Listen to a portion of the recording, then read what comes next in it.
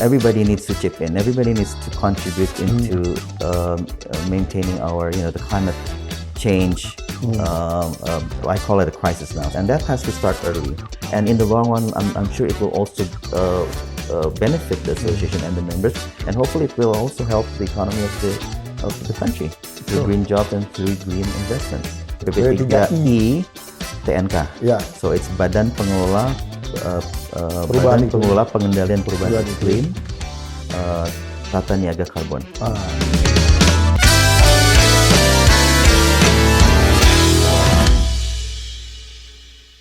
Bismillahirrahmanirrahim. Assalamualaikum warahmatullahi wabarakatuh. Yes. Welcome back to another episode of Karbon Forum with me, Pumpida Hidayatullah, as the host. And today it's going to be very interesting because there's already a good friend of mine. He's the chairman of the Association of the Carbon Emission Expert. Hello, bro, Yongki. Hello. Mr. Lastio Kunto Aji Lukito. Yes. But I call him Yongki because he's the youngest of the family. How are you, man? Hey, hi, nice to be here. Thank you for being here. And whoa, what is that? That's an airplane. An airplane. A flyby. Wow. I thought it's a sort of extreme weather or something like that. No. That's carbon. That's emitting carbon. So please. Well, thank you for being here. It's my pleasure. I think they're trying to sort of do the training for the 5th of October. Yeah. Oh yeah, that's true. Yes. For the national defense day. Yeah. Anniversary day. Okay. Well, anyway, back to carbon, and I just want to update on what have you done with your association, what you did, and then what sort of thing that you actually pursue and support. And also coordinate with the current government. And soon there's going to be a new government. And how would you see the potential of this carbon development sort of progressing? Okay, so well, first of all, thank you for inviting me. It's great to be back here again. I yes. remember that was like 6 months ago. Yeah, 7 or 8 months ago. Something around that. It's not that far though. So sure, and so I'm happy to I'm back. It's great, and it's in that intermittent of time, the association, the AcEXI, AcEXI, if you want to call it, yes. Sounds better, AcEXI. Yeah. So it's the Association of Emission Carbon Experts in Indonesia. And of carbon emission experts in Indonesia, and we, just to refresh our memory, we established in December 2023. So now we're in our 10th, 11th month of wow, still young, as my name is suggested, young. So we're still young, but incredibly, we have a very huge traction from the beginning. When we launched AcEXI, it got attention of a lot of people because this is the first ever association in Indonesia that incorporates a lot of these individual experts and practitioners. So it's experts and practitioners working in the field of sustainability that has overlaps with carbon or carbon management or carbon control in Indonesia.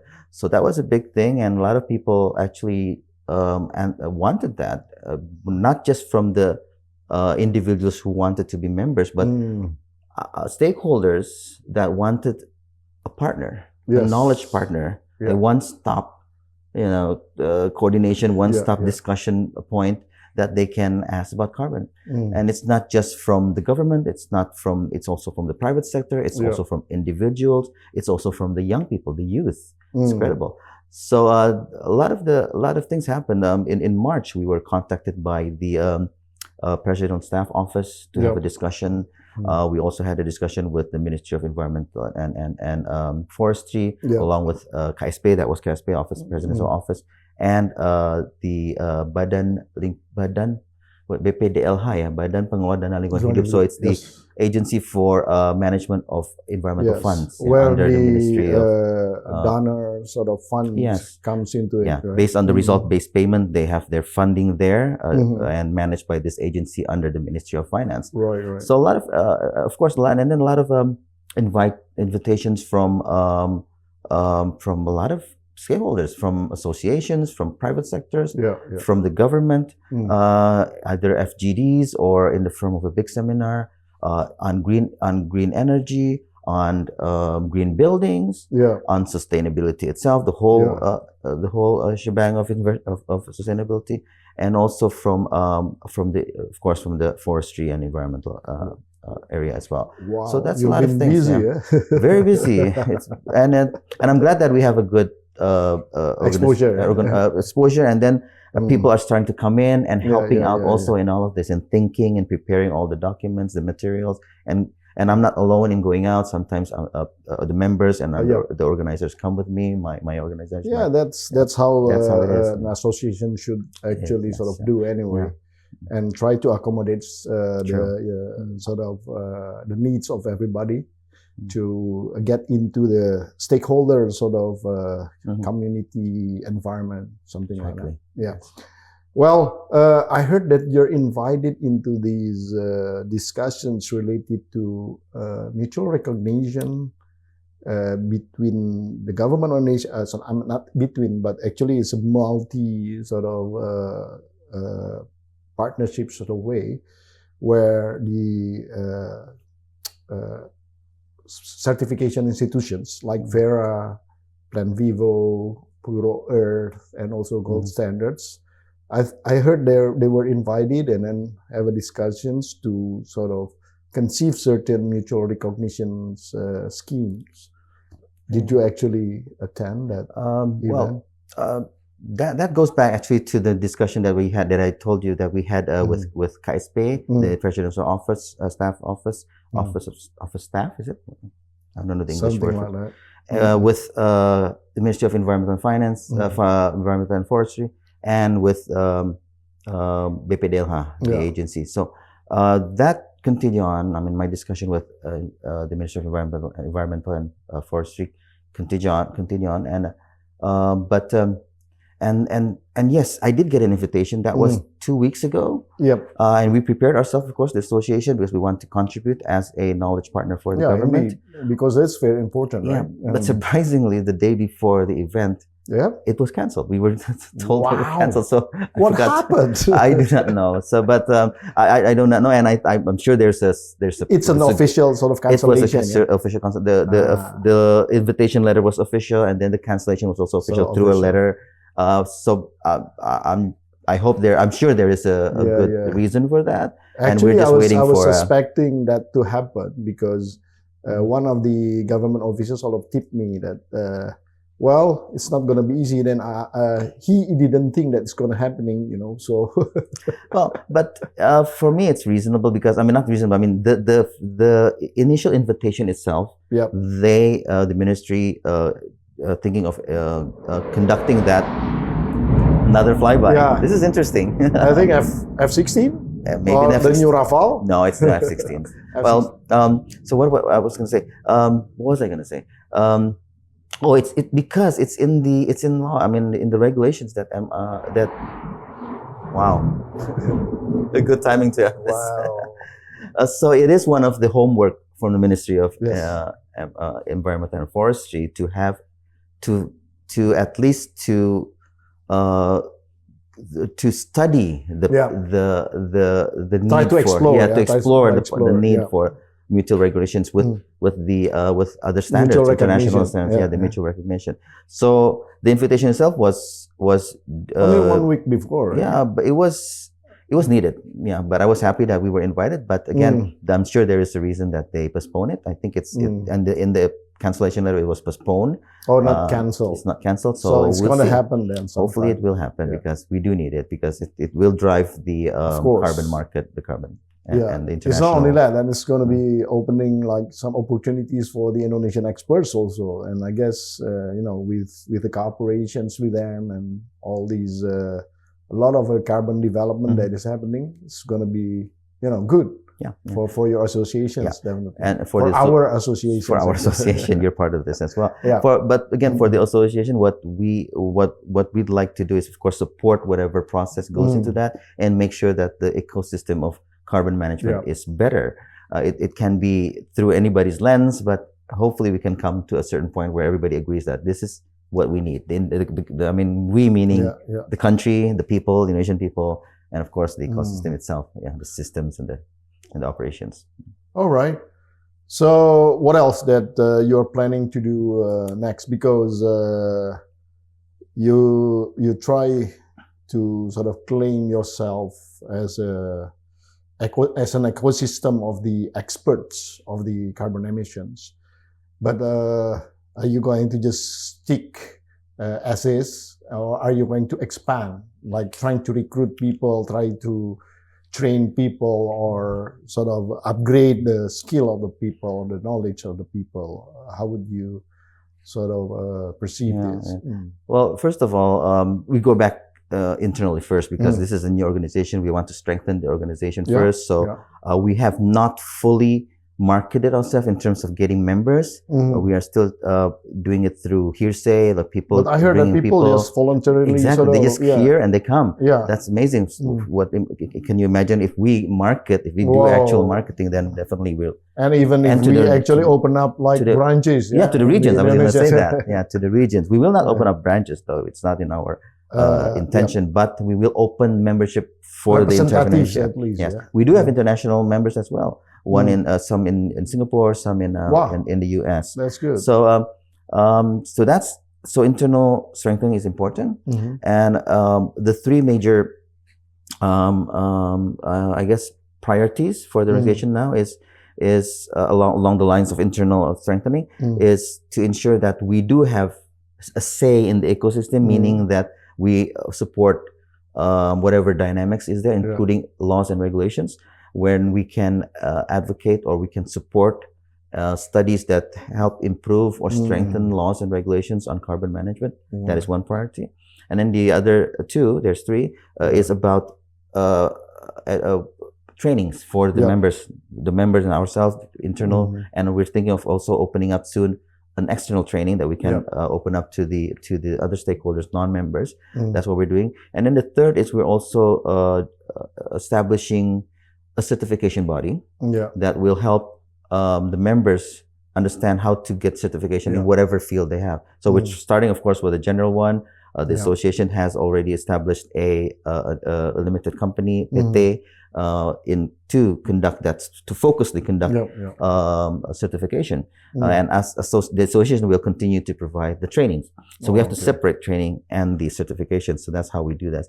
I understand that the company itself now is in discussion with BNSP, the National Agency for certification. Professional certification in English. So they're on their way. I mean, but it's not easy because we need to understand first the standards. The competition standards.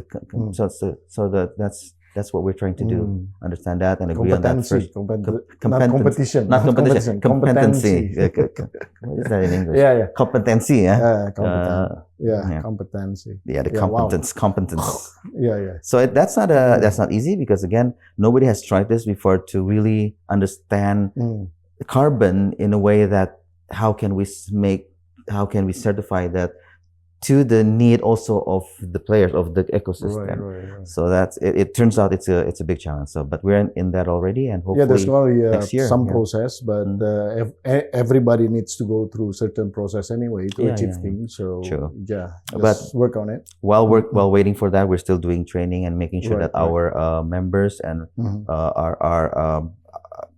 they can actually increase their ability, their competence in their actual work, and of course to make aware of other people through other programs, including youth programs. Right.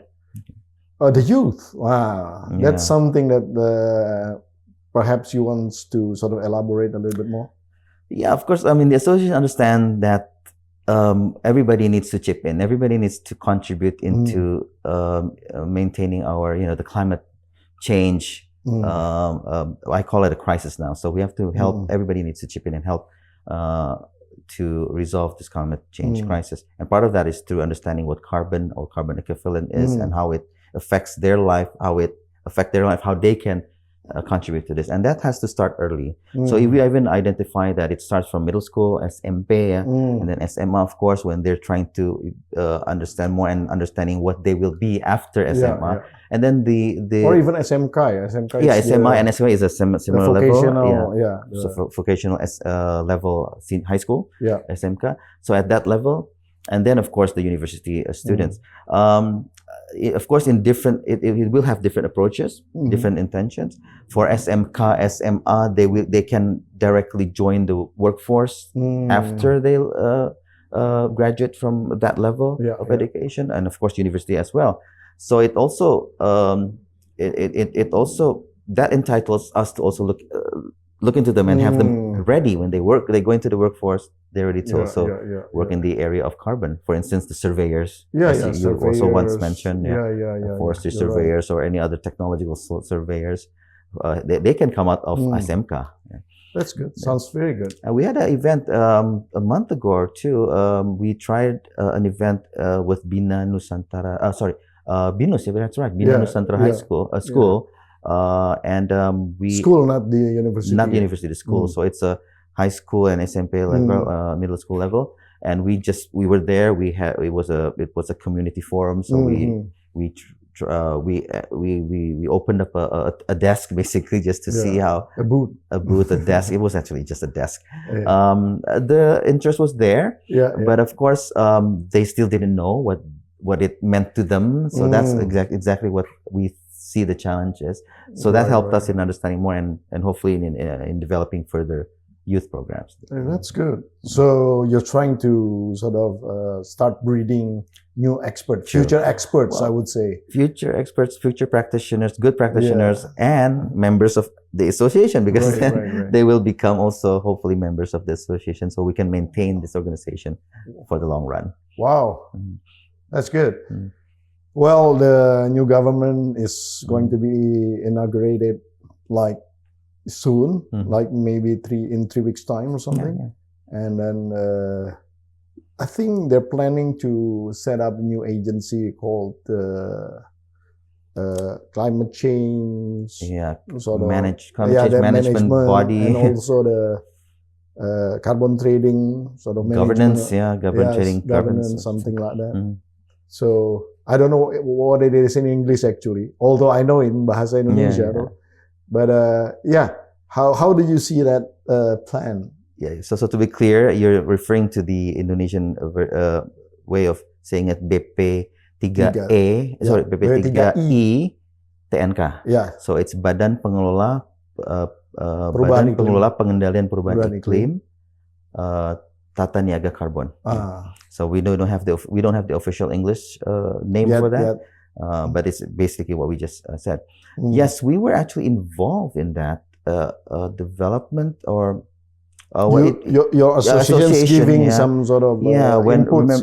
We discussed this with the office of the president's office starting back in March, and initially it wasn't intended towards developing an agency, but the discussion went on, and the president's office also talked to other stakeholders, and they all decided that we need an agency. And for us, when we heard about that, we support that, because there's a lot of things to support in that.